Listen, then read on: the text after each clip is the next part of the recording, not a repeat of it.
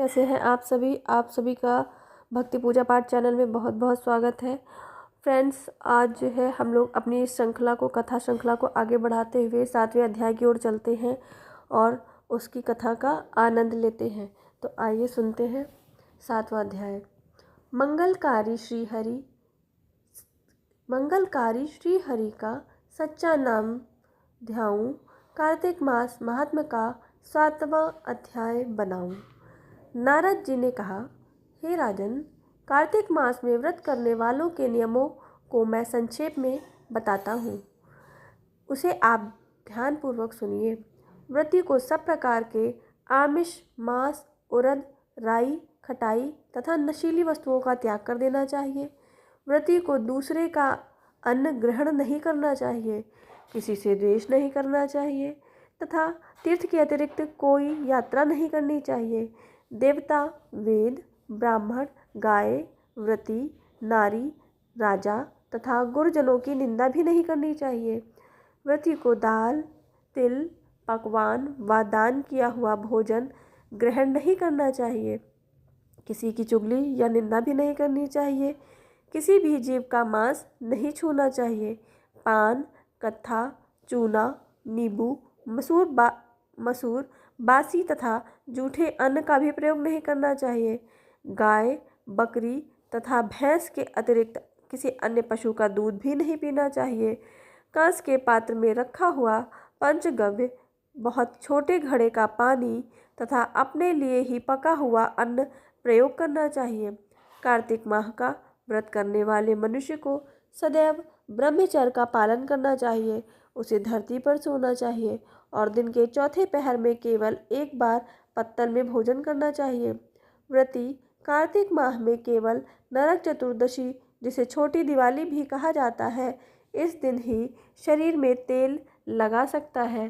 कार्तिक माह में व्रत करने वाले मनुष्य को सिंघाड़ा, प्याज, मट्ठा, गाजर, मूली, काशीफल, लौकी, तरबूज इन वस्तुओं का प्रयोग बिल्कुल नहीं करना चाहिए।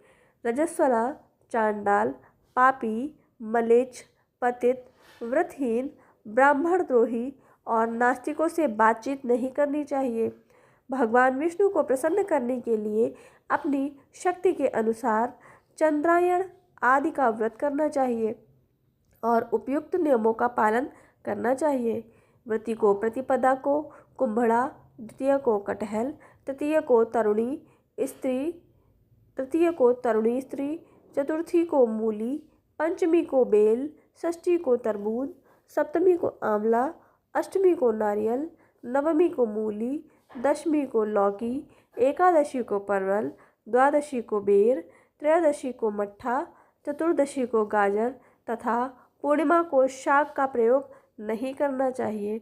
रविवार को आंवले का प्रयोग नहीं करना चाहिए।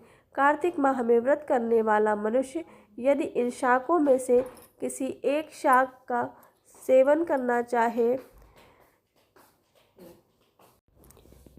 रविवार को आंवले का प्रयोग नहीं करना चाहिए। कार्तिक माह में व्रत करने वाला मनुष्य यदि इन शाकों में से किसी एक शाक का सेवन करना चाहे तो पहले ब्राह्मण को देखकर ग्रहण करे। यही विधान माघ माह के व्रत के लिए भी होता है। देवोत्थानी एकादशी में पहले कही गई विधि के अनुसार नृत्य, जागरण, गायन वादन आदि करना चाहिए।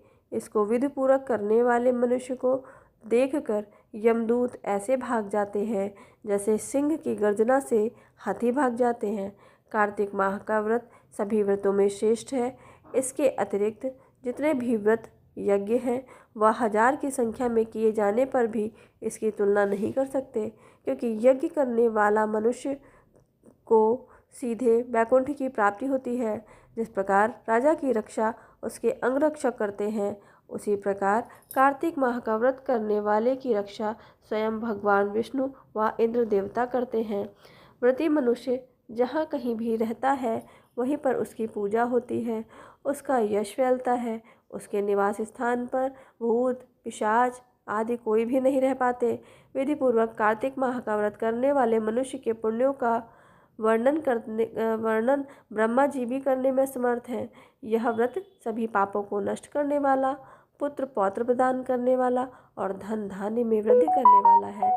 इसी के साथ में 7वां अध्याय समाप्त होता है। दोस्तों, इस कथा को सुनने के बाद आप सभी लोग कमेंट बॉक्स में जय श्री हरि अवश्य लिखें और कथा का पुण्यफल प्राप्त करें। धन्यवाद।